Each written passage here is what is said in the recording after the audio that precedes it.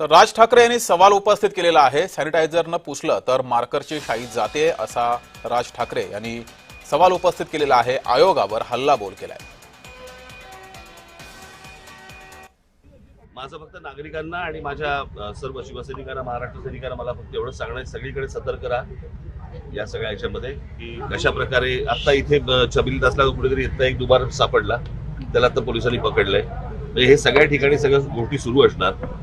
सत्तेचा किती गैरवापर करायचा याला पण काही मर्यादा मला असं वाटतं असायला हव्यात, परंतु नागरिकांना आणि मला असं वाटतं की तिथल्या माझ्या शिवसैनिकांनी आणि महाराष्ट्र सैनिकांनी याच्यामध्ये सतर्क राहावं आणि कोण दुबार येत आहेत आणि कोण शाई पुसतायत आणि काय करतायत याच्यावरती त्यांनी लक्ष ठेवावं, एवढीच फक्त इच्छा।